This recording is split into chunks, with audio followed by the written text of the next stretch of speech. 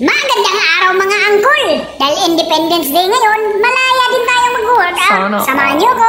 Ito yung gym equipment namin. There we go! Yun, oh. Kita mo yung kasama ko? Alright. Timbang muna bago sasabak sa laban. 76.6. My God! Ang bigat! Gago! Bago mag-gym, ano muna tayo? Maglakad-lakad muna ang treadmill, guys. Alright. Let's go!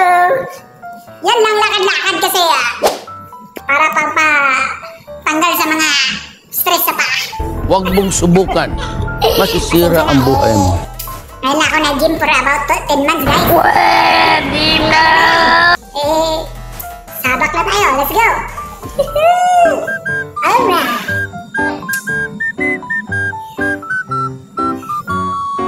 Yun guys, salamat pala sa sponsor ng shoes ko, Chief Engineer.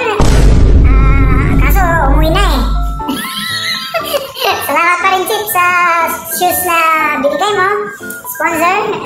Sponsored by Chief Engineer from Croatia with love. Gunggong!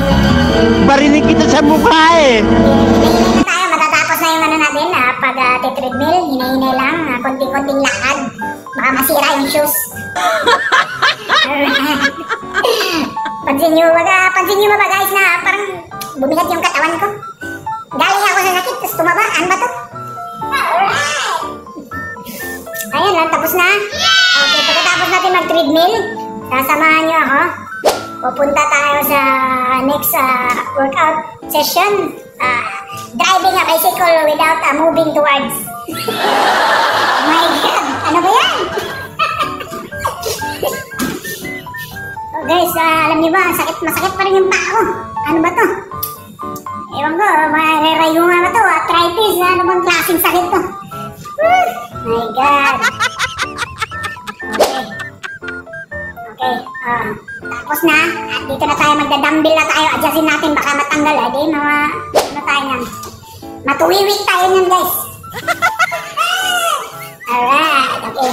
Hinay-hinay lang, baka mabali yung mga nerves natin dyan. Gago! Alright, let's go! Pasensya na kayo, dapat mag-gym kayo. Kunti lang muna yung aalsay nyo, baka magiging pandesal yan.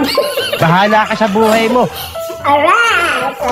Yan lang guys, kunti yung gym lang, sundot-sundot lang. Yun lang guys, tapos na yung kalayaan natin. See you!